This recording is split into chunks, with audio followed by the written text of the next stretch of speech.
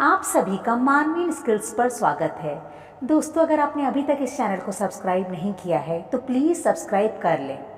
आज वट अमावस्या है, जिसे कि वट सावित्री के रूप में मनाया जाता है।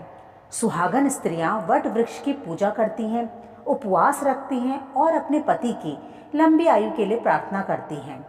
आज ही के दिन सावित्री ने अपने पति सत्यवान के प्राणों को यमराज के हाथों से वापस छीन लिया था। आइए जानते हैं इस पावन कथा को। मद्र देश के राजा अश्वपति की कोई संतान नहीं थी। उन्होंने संतान प्राप्ति के लिए मंत्रोच्चारण के साथ प्रतिदिन 1,00,000 हवन आहुतियां दी और पूरे 18 वर्षों तक यह क्रम जारी रखा। इससे देवी सावित्री ने प्रसन्न होकर उन्हें दर्शन दिए और वरदान देते हुए कहा, राजन, तुम्हें शीघ्र ही एक तेजस्वी कन्या की प्राप्ति होगी। और फिर समय आने पर राजा की रानी ने एक अति सुंदर और तेजस्वी कन्या को जन्म दिया। देवी सावित्री की कृपा से जन्म लेने के कारण कन्या का नाम सावित्री रखा गया। धीरे धीरे सावित्री बड़ी होने लगी। वह अत्यंत बुद्धिमती, रूपवती और गुणवती थी। सावित्री के रूप और गुणों की ख्याति सभी तरफ फैलने लगी। उसके लिए कई राज्यों से विवाह के प्रस्ताव आने लगे, परंतु राजा को अपनी पुत्री के योग्य कोई भी वर नहीं मिला, जिस कारण से राजा अश्वपति अत्यधिक दुखी और चिंतित रहने लगे। अपने पिता को यह चिंतित देखकर सावित्री ने उनसे स्वयं ही अपना वर खोज लाने की आज्ञा मांगी। सावित्री सब तरफ घूमने के बाद अंत में तपोवन में पहुंची। वहां साल्व देश के राजा द्युमत्सेन अपने परिवार के साथ निवास कर रहे थे। उनका राजपाट शत्रुओं ने छीन लिया था। राजा द्युमत्सेन और उनकी पत्नी दोनों ही नेत्रहीन हो चुके थे। वहीं पर सावित्री ने उनके सुंदर सुदर्शन पुत्र सत्यवान को देखा। सावित्री को सत्यवान हर तरह से योग्य लगे और उसने सत्यवान को मन ही मन वरण कर लिया और अपने राज्य लौट आई। अपने पिता को सत्यवान के विषय में बताया। राजा अश्वपति को अपनी पुत्री के चुनाव पर शंका नहीं थी, परंतु वे इस बात पर भी चिंतित थे कि उनकी फूल सी राजकुमारी एक निष्कासित राजा के साथ वन में कठोर जीवन किस प्रकार व्यतीत करेगी। परंतु सावित्री अपनी बात पर अडिग रही। यदि वह विवाह करेगी तो सत्यवान से ही। महर्षि नारद को जब यह बात पता चली तो वे राजा अश्वपति के दरबार में पधारे। उन्होंने राजा से कहा, महाराज, सत्यवान हर तरह से सावित्री के योग्य है।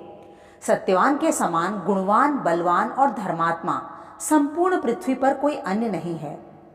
परंतु राजन, फिर भी आप अपनी पुत्री का भला चाहते हैं तो उसका विवाह सत्यवान से ना करें, क्योंकि वह अल्पायु है। 1 वर्ष बाद ही उसकी मृत्यु हो जाएगी। इतना सुनते ही राजा अश्वपति घोर चिंता में डूब गए। उन्होंने सावित्री से कहा, पुत्री, तुम सत्यवान का विचार अपने मन से त्याग दो। यह विवाह नहीं हो सकता, वह अल्पायु है। परंतु सावित्री ने मन ही मन सत्यवान को अपना पति मान लिया था। उसने कहा, पिताजी, आर्य कन्या केवल एक ही बार अपने पति का वरण करती है, अतः मैं सत्यवान से ही विवाह करूंगी। अंततः अपनी पुत्री की हट के आगे राजा अश्वपति हार गए और उन्होंने सावित्री का विवाह सत्यवान से कर दिया। सावित्री वन में अपने ससुराल आ गई। वह अपने सास ससुर की खूब सेवा करती। सत्यवान भी सावित्री से बहुत प्रेम करने लगे। सावित्री को पाकर उनका जीवन धन्य हो गया था। वन में भी सावित्री का जीवन अत्यंत सुख और प्रेम के साथ बीत रहा था। नारद मुनि ने सावित्री को पहले ही सत्यवान की मृत्यु का दिन बता दिया था। जैसे जैसे सत्यवान की मृत्यु का दिन निकट आता गया, सावित्री दुख और चिंता के मारे दुर्बल होती चली गई। सत्यवान की मृत्यु के 3 दिन पहले ही सावित्री ने उपवास शुरू कर दिया। नारद मुनि द्वारा कथित निश्चित तिथि पर उसने पितरों का पूजन किया।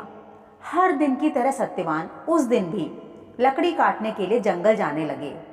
सावित्री भी अपने सास ससुर की आज्ञा लेकर सत्यवान के साथ जंगल चली गई। जंगल में सत्यवान लकड़ी काटने के लिए एक पेड़ पर चढ़ गए। तभी उनके सिर में तेज पीड़ा होने लगी। दर्द से व्याकुल सत्यवान पेड़ से नीचे उतर आए। सावित्री अपना भविष्य समझ गई थी। सत्यवान के सिर को गोद में रखकर सावित्री सत्यवान का सिर सहलाने लगी। तभी वहां पर यमराज आते दिखे। यमराज ने सत्यवान के प्राणों को अपने पाश में बांधा और उसे लेकर जाने लगे। सावित्री भी उनके पीछे पीछे चलने लगी। यमराज ने सावित्री को लौट जाने को कहा, परंतु सावित्री नहीं मानी। यमराज ने कहा, यह विधि का विधान है, इसे कोई नहीं बदल सकता। अतः पुत्री, तुम लौट जाओ और अपने पति की मृतदेह के अंतिम संस्कार की तैयारी करो। परंतु सावित्री ने उनकी एक नहीं सुनी और यमराज के पीछे पीछे चलती रही। उसकी निष्ठा और पतिव्रत धर्म को देखकर यमराज बहुत प्रसन्न हुए। उन्होंने कहा, पुत्री, तुम धन्य हो। सत्यवान के प्राणों को छोड़कर तुम मुझसे कोई भी वरदान मांग लो। सावित्री ने कहा, मेरे सास ससुर वनवासी हैं और अंधे हैं। अपने पुत्र के बिना वो अपना जीवन किस प्रकार जिएंगे? अतः आप उनके नेत्रों की ज्योति उन्हें लौटा दें। यमराज ने कहा, तथास्तु। जाओ, अब तुम लौट जाओ। परंतु सावित्री उनके पीछे पीछे चलती रही। यमराज ने कहा, पुत्री, तुम लौट जाओ। सावित्री ने कहा, मुझे अपने पति के पीछे पीछे चलने में कोई कष्ट नहीं है।